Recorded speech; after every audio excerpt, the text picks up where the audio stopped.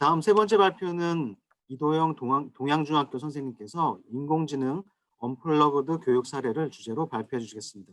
큰 박수로 맞이해 주시기 바랍니다. 네, 안녕하십니까. 저는 서울 동양중학교에서 근무하고 있는 정보교사 이도영입니다. 이렇게 제1회 AI 융합교육 포럼에 발표를 맡게 되어서 기쁘게 생각합니다. 또 이렇게 많은 분들 뵙게 되어서 반갑고요. 이번 시간에 저는 AI 언플러그드 교육 사례를 주제로 여러분들께 저의 수업 사례를 말씀드리고자 합니다. 제목에 AI 언플러그드라는 용어가 있는데요. 언플러그드라는 것은 컴퓨터 같은 기기 없이 활동을 통해서 컴퓨터 과학을 배우는 것입니다. 여기에 AI의 내용이 들어간 것이 AI 언플러그드라고 할 수 있습니다. 저는 금년부터 학교 안팎에서 인공지능 교육의 체계화와 효과성을 위해 노력하고 있습니다. 제가 수업에 적용한 인공지능 교육 사례가 조금이라도 여러분들께 도움이 되면 좋겠습니다. 그러면 시작하겠습니다. 오늘 포럼의 주제는 인공지능 융합 교육입니다.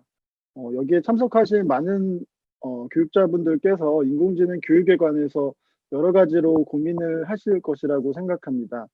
저 역시 금년 들어서 인공지능 교육을 어떻게 해야 할지 매우 많은 고민을 했고 몇 가지 연구와 공부를 병행하였습니다. 저에게 있어서 가장 큰 질문은 이거였습니다. 어떻게 하면 우리 학생들이 인공지능을 쉽게 학습할 수 있을까? 저에게 있어서 인공지능 공부는 그렇게 쉽지 않았는데요. 현재도 마찬가지입니다. 아마 많은 분들이 공감하시지 않을까라는 생각이 드는데요. 그러면 학생들에게는 어떨까요? 네. 이 학생들에게 역시 쉽지 않을 거라고 생각합니다. 그런데 인공지능 교육은 이제 시대적 당면 과제이고요. 따라서 어떻게 하면 학생들이 인공지능을 친근하게 접해서 쉽게 학습할 수 있을까? 이것이 저의 중요한 질문이었고 저의 인공지능 교육의 첫 방향이었습니다. 인공지능 공부를 위해서 저는 몇 권의 책을 가지고 공부를 했습니다. 예를 들면 파이썬 프로그래밍을 통해서 텐서플로우를 사용한다든지 사이클런을 사용한다든지 애써서 공부를 해봤습니다. 그런데 중학교에서 텐서플로우를 가르칠 수가 있는가? 가르칠 필요가 있는가? 텍스트 코딩을 통해서 학습 모델을 구현하는 것이 인공지능의 목표는 아니지 않는가라는 여러 가지 생각을 하였습니다. 초등학생들을 위한 인공지능 교육이 놀이와 체험 중심의 교육이라면 중학교에서는 인공지능의 개념과 원리를 실습을 통해서 자연스럽게 익히는 교육이어야 된다고 생각했습니다. 또한 무엇보다 중요한 것은 학생들이 인공지능에 관해서 흥미와 호기심을 가지고 조금 더 탐구하고 싶은 동기를 유발하는 교육이어야 된다고 생각하였습니다. 보통 정보 교육에서 컴퓨터 과학은 컴퓨터 과학의 이제 흥미와 원리를 직접 체험하기 위해서 이제 언플러그드 활동도 제시를 하는데요. 또 자료도 많이 있습니다. 그래서 저는 인공지능에 관련된 언플러그드 활동은 없을까 하고 찾아보았는데 생각보다 자료가 거의 많지 않았습니다. 그러던 와중에 우연히 독일 베를린 자유대 연구원인 스테판 시거라의 자료를 알게 되었고 제가 함께하고 있는 인공지능 교육 교사 연구회인 올인원 팀에 이 자료를 번역해서 연구해보자고 제안하였습니다. 화면에 보이는 사이트가 스테판 시거라의 AI 언플러그드 사이트 화면입니다. 원래 독일어와 영어 자료만 탑재되어 있었는데 저희 올인원 교사 연구회에서 한국어로 번역하였고 공식 탑재하였습니다. 인터넷 주소는 보시는 바와 같습니다. 네, 본 과정은 크게 5개의 챕터로 이루어져 있습니다. 첫째, 의사결정 트리로 분류하기.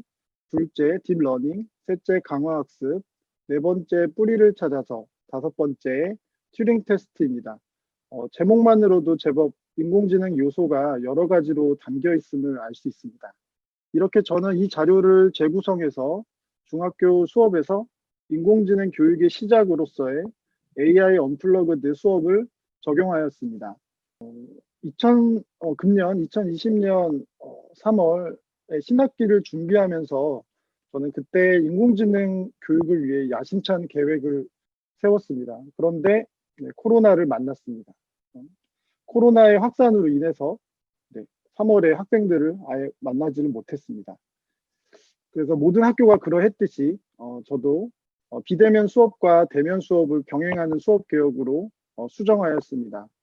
오늘 발표할 수업 사례는 중학교 1학년 대상의 그 자유학년제 주제 선택 프로그램에서 제가 인공지능과 앱 프로그래밍 수업을 개설하였고, 그 내용 중 AI 언플러그드 수업 사례만 추출하여 말씀드리고자 합니다. 네, 학생들이 학교에 등교하지 않는 비대면 수업, 즉 온라인 수업 때에는 티처블 머신을 사용하여서 티처블 머신을 사용해서 머신러닝을 체험하고 간단한 개념을 익히도록 하였습니다. 그리고 앱 인벤터를 이용해서 앱 프로그래밍과 이미지 인식 앱을 만들어 보는 활동을 하였습니다. 그리고 학생들이 등교를 할 때에는, 즉 대면 수업 때에는 모둠을 구성하였습니다. 학생 모둠 활동을 통해서 AI 언플러그드 활동을 하도록 하였습니다. 그리고 온라인 설문지를 통해서 학생들 학습자 진단과 소감 등을 파악하였습니다. 저의 수업의 큰 흐름은 이 두 가지였습니다. 이론을 먼저 설명해서 활동을 하는 것이 아니고 먼저 언플러그드 활동을 하고 그 다음 인공지능의 이론을 설명해서 학생들과 함께 토의하는 시간을 가졌습니다. 흥미로운 소재와 게임 방식의 언플러그드 활동을 이제 학생들과 하다 보면 후반부에 학생들은 저에게 질문을 합니다. 선생님, 이 활동 왜 하는 거죠? 네, 이렇게 질문하는데요.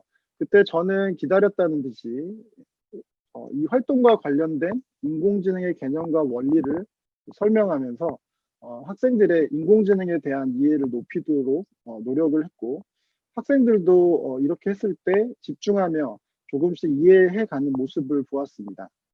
네, 그러면 인공지능 교육을 위한 AI 언플러그드 수업을 어떻게 적용하였는지 하나씩 살펴보겠습니다. 네, 첫 번째 장은 의사결정 트리로 분류하기입니다. 분류의 개념은 일상생활에서도 자주 하게 되는 행동이고 인공지능에 있어서도 분류는 중요한 실행 과정입니다. 이 챕터에서는 언플러그드 활동으로서의 의사결정 트리로 분류 모델을 만들어서 학생들이 사용해보는 활동을 목적으로 하는 수업입니다. 따라서 학습 목표는 의사결정 트리로 분류 모델을 만들어 사용할 수 있다고 설정하였습니다. 가정하는 상황은 이렇습니다. 동물원에서 원숭이를 기르고 있고 학생들은 사육사라고 가정합니다. 어떤 원숭이는 사람을 무는 위험한 원숭이이고 어떤 원숭이는 사람을 물지 않는 안전한 원숭이입니다. 학생들은 교사가 제시한 무는 원숭이와 물지 않는 원숭이에 관한 데이터를 수집하고 무는 원숭이와 물지 않는 원숭이를 구분하는 기준을 모둠별로 토의합니다. 그리고 그러한 분류 모델을 의사결정 트리를 사용해서 만드는 활동을 합니다. 이는 인공지능의 기계학습에서의 모델 생성과 훈련 데이터를 통한 지도학습 과정으로 볼 수 있습니다. 오른쪽 그림은 오른쪽에 있는 의사결정 트리의 그림은 하나의 예시입니다. 학생들은 각 모듈마다 다른 형태로 만들 수 있습니다. 네, 이제 생성하고 합숙시켰던 분류 모델을 사용하는 활동입니다. 이전에 훈련 데이터가 아닌 테스트 데이터, 즉 새로운 원숭이들을 대상으로 의사결정 트리 분류 모델을 사용하여 이 원숭이들을 무는 원숭이와 물지 않는 원숭이로 분류합니다. 그리고 교사는 물거나 물지 않는 원숭이의 정답을 제시하고 학생들은 자신들이 만든 분류 모델의 정확도를 파악합니다. 즉, 학습 모델의 성능 평가 과정이 되겠습니다. 네, 이 언플러그드 활동에서 인공지능의 내용 요소를 도출하면 다음과 같습니다. 분류의 개념과 분류 모델, 의사결정 트리, 지도학습, 훈련 데이터와 테스트 데이터, 모델의 성능 평가입니다. 학생들은 이 언플러그드 활동을 통해서 자연스럽게 기계학습의 개념과 원리를 체험하고 실습하여 이해도를 높일 수 있습니다. 왼쪽 화면에서 보시는 바와 같이 학생들은 활동지를 작성하였습니다.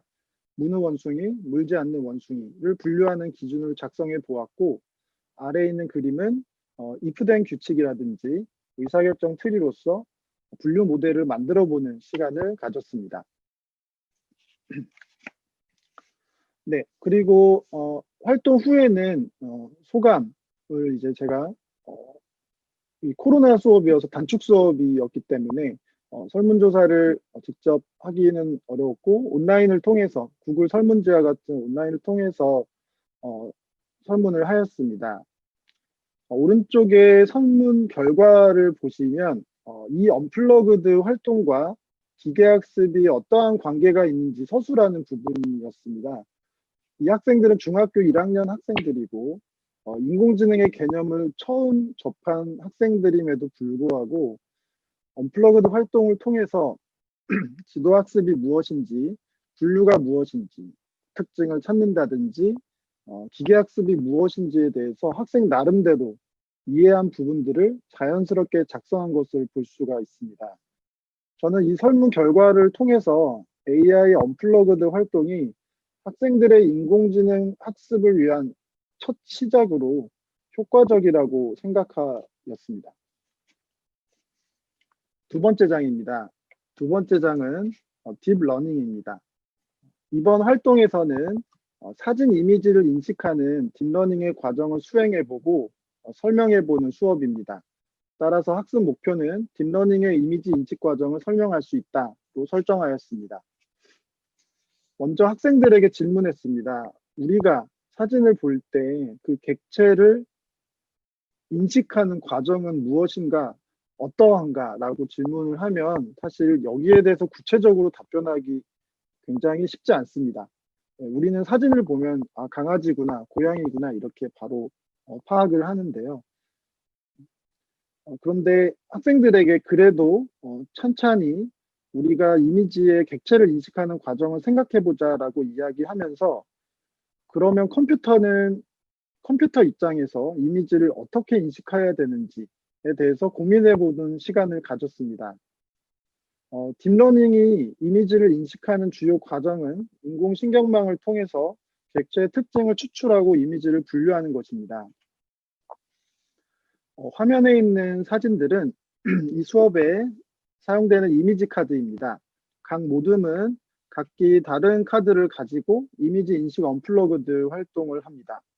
위와 같은 질문으로서 학생들의 동기와 호기심을 유발합니다.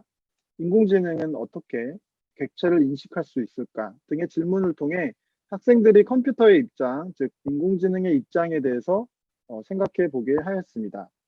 그러나 이 카드를 학생들 모두에게 보여주지 않습니다. 입력층, 인풋 레이어를 역할을 맡은 학생에게만 비밀스럽게 보여줘야 합니다. 이미지 인식 언플러그드 활동의 단계는 크게 세 가지 스텝으로 구성되어 있습니다. 3명을 한 모듬으로 구성하였고요. A 학생은 입력층, 인풋 레이어 역할을 하고 B 학생은 은닉층 또는 중간층, 히든 레이어 역할을 합니다. C 학생은 출력층, 아웃풋 레이어의 역할을 합니다. 즉, 학생이 인공신경망의 한 요소, 즉 뉴런의 역할을 해보는 것입니다. 스텝 1에서는 A 학생이 주어진 사진을 보고 빠르게 2번 스케치를 합니다. 그리고 B 학생에게 사진을 전달하는 것이 아니라 스케치한 활동지만 넘겨줍니다. 스텝 2에서는 스케치한 것을 받은 B 학생이 스케치 그림의 그 특징을 추출해서 C 학생에게 특징만을 전달합니다. 그러면 스텝 3에서는 C 학생이 B 학생으로부터 받은 특징만에 의존한 채 특성표를 바탕으로 이미지를 최종 분류하는 것입니다. 오른쪽 아래의 그림에 이러한 과정이 어떻게 진행되는지 보실 수 있습니다. 참고로 오른쪽 위에 있는 특성표는 다소 간단하게 보일 수 있는데 이것은 수업이 확장될 경우에 보다 더 구체화된 특성표를 만들어보는 모든 활동을 구상할 수 있습니다.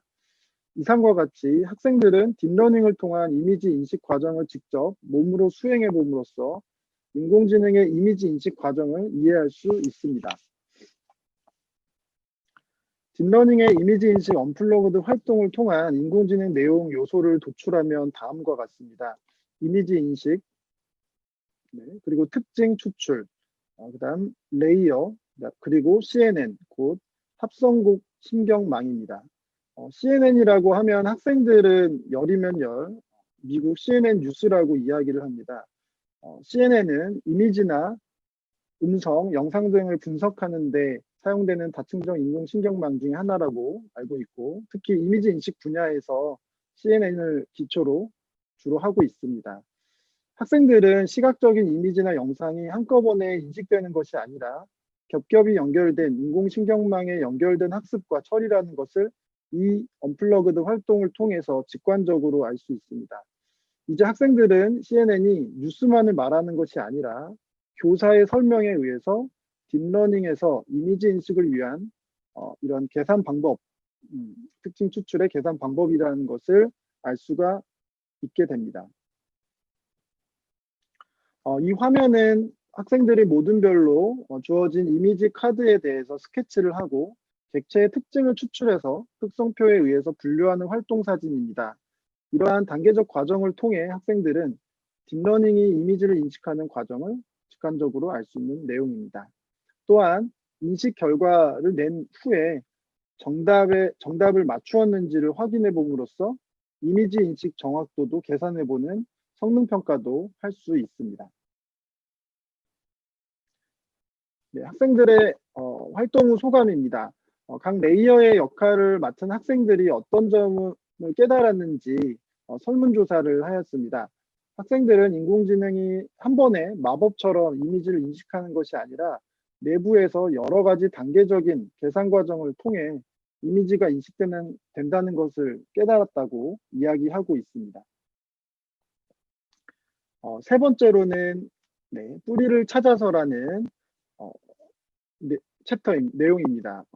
이 챕터의 제목이 뿌리를 찾아서인 이유는 인공지능의 뿌리, 즉 클래식한 고전적인 인공지능 기술을 의미합니다.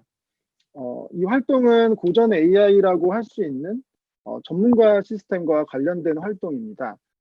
전문가 시스템이란 특정 분야의 전문가가 가진 전문 지식을 일반인도 사용할 수 있도록 컴퓨터에 집어넣어서 문제를 해결할 수 있는 컴퓨팅 시스템을 말합니다. 이러한 관련된 행동으로서 뿌리를 찾아서 언플러그드 활동의 학습 목표는 다음과 같습니다. 논리의 규칙에 따라 게임을 하는 컴퓨터의 특성과 한계를 설명할 수 있다고 설정하였습니다. 이 활동에서의 질문은 이렇습니다. 규칙을 따르는 컴퓨터는 어떠한 장점과 한계가 있을까? 이 활동은 전문가의 시스템의 장점도 드러내지만 그 한계도 드러내는 활동입니다. 이 수업은 학생들이 미니 체스 게임을 합니다. 모둠은 2명당 한 모둠입니다. 한 학생은 악어를 맞고 한 학생은 원숭이를 맞습니다. 이 게임은 악어와 원숭이가 대결하는 게임인데요. 악어는 컴퓨터 플레이어를 의미하고 원숭이는 인간 플레이어를 의미합니다. 악어는 컴퓨터 플레이어이기 때문에 미리 정해진 규칙대로만 플레이합니다. 즉 여기서는 게임 전문가의 게임 전략의 전문 지식을 의미합니다. 원숭이는 인간 플레이어이기 때문에 정해진 룰 안에서 자유스럽게 플레이할 수 있습니다. 즉 악어는 정해진 이동 규칙표에 의해서 움직이고 플레이하고 원숭이는 자유롭게 이동을 하면서 서로 물리치는 게임인 것입니다. 이 게임을 반복할수록 악어는 항상 승리합니다. 그 이유는 이동 규칙표가 모든 경우에 있어서 이길 수 있는 전략을 담고 있기 때문입니다. 교사는 학생들에게 악어가 계속 이기는 이유에 대해서 논리적인 답변을 요청할 수 있습니다. 이를 통해서 규칙과 지식을 기반으로 한 전문가 시스템의 장점을 이해할 수 있습니다. 앞서 미니 체스판의 크기가 3 곱하기 3이었습니다. 이번에는 4 곱하기 4로 확장을 합니다. 그렇게 되면 경우의 수가 굉장히 늘어나는 것을 확인하실 수 있는데요. 4 곱하기 4 크기 체스판의 악어 이동규칙표는 제공하지 않습니다. 곧 학생들이 이동규칙표를 직접 작성하는 것입니다. 실제 해보시면 아시겠지만 매우 많은 경우를 고려해야 됩니다. 학생들이 모둠에 있는 파트너와 열심히 고민하면서 악어의 이동규칙표를 만들지만 한두 시간 안에 이것을 다 만들 수는 없습니다. 교사가 적절한 시간에 끊어주어야 하고요. 현재까지 모둠별로 만든 이동규칙표를 발표하게 하고 모둠별로 어떠한 중점을 두어 어떠한 전략을 가졌는지 그리고 작성간에 어떤 점이 힘들었는지에 대해서 발표하게 합니다. 재미있는 점은 모둠별로 악어의 이동규칙표를 만든 전략이 다 다른 점이었습니다. 그리고 다른 모둠의 발표를 통해서 모둠들은 새로운 방식의 게임 전략에 대해서 흥미롭게 청취할 수 있습니다. 또한 작성간의 힘든 점을 말하게 하면 대부분의 학생들이 경우의 수가 갑자기 급증해서 이동규칙표를 작성하는 게 어렵다라고 말을 하는데요. 그때 교사는 이것이 바로 전문가 시스템의 한계라고 설명을 할 수 있습니다. 즉 전문가 시스템은 고려해야 될 규칙이 너무 많을 경우에는 그 다음은 시스템을 제대로 만들기가 굉장히 어렵고 그래서 학생들에게 기계가 스스로 학습하는 기계학습의 등장 배경에 대해서 이야기할 수 있는 것입니다. 실제로 시기적으로 전문가 시스템이 개발되고 사용되다가 그 어떤 한계에 봉착하게 되고 그 이후에 기계학습이 등장했습니다. 이 활동과 관련하여 인공지능 요소를 도출하면 다음과 같습니다. 인공지능의 기원인 논리, 그리고 지식의 표현, if then 규칙과 같은 생성 규칙, 그리고 규칙 기반 시스템입니다. 오른쪽 아래의 그림은 전문가 시스템의 구조를 잘 나타내고 있습니다. 시간상 조금 넘어가겠습니다. 그래서 그 학생들에게 이제 활동지를 작성을 하였습니다. 그래서 학생들은 전문가 시스템의 장점과 한계를 인식하면서 또 기계학습의 등장 배경을 알게 되는 그러한 목적이 있는 이 활동입니다. 네, 저는 AI 언플러그드 수업을 모두 마치고 이제 온라인 설문지를 학생들에게 설문을 하였습니다. 학생들이 인공지능을 학습을 하는 데 있어서 AI 언플러그드 활동이 학생 자신 스스로가 생각했을 때 도움이 되는지를 물어보았는데요. 오른쪽 원 그래프와 같이 66.7%의 학생들이 AI 언플러그드 활동이 인공지능 학습에 도움이 됐다고 응답을 했고 23.8%의 학생들은 매우 도움이 되었다고 합치면 90% 정도가 되겠습니다. 즉 학생들이 스스로 생각하기에도 어렵고 생소한 인공지능의 개념이 언플러그드 활동을 통해서 이해하는데 도움이 되었다라는 것입니다. 이상과 같이 AI 언플러그드 활동을 통한 인공지능 교육 사례에 대해서 말씀드렸습니다. 마지막으로 제가 저희 학교에서의 그 단계적인 인공지능 융합 교육은 어떻게 해야 될까라고 나름대로 구상하였습니다. 이것은 학교별로 상황에 따라 이제 다를 텐데요. 중학교 1학년에서는 자유학년제에서의 주제 선택 프로그램으로서 교과는 무관하게 교육을 할 수가 있습니다. 1학년 때에는 AI에 대한 동기와 흥미를 유발시키고 AI의 개념을 알아가는 단계로 수단으로서는 AI 언플러그드 활동이라든지 티처블 머신, 앱인벤터 등을 생각을 했습니다. 중학교 2학년은 저희 학교는 이제 2학년의 정보 과목을 배우는데요. 타교과의 융합을 통해서 AI 융합 프로젝트를 수행을 해서 AI 개념과 원리를 이해하는 그런 내용을 구성하고 엔트리나 엠블록 같은 블록 프로그래밍 도구를 사용하고 있습니다. 그리고 비교적 교육 과정이 자유로운 방과후 수업 시간에는 오렌지 프로그램이라든지 또 가능하면 파이썬 같은 것들을 사용한다든지 해서 학습 모델을 구현해 본다든지 사용해 보는 그러한 내용이 되겠습니다. 네, 지금까지 인공지능 언플러그드 활동을 통한 인공지능 교육 사례와 저희 중학교에서 단계적 인공지능 교육을 어떻게 구상해야 하였는지에 대해서 간략히 정리한 부분을 말씀드렸습니다. 오늘 이 포럼 통해 참여하신 모든 분들께서 또 다른 인공지능의 교육 목표와 교육 방법의 개발을 해주실 것을 기대하고 저도 인공지능 융합 교육을 위해서 계속 노력하겠습니다. 이상으로 마치겠습니다. 경청해 주셔서 감사합니다.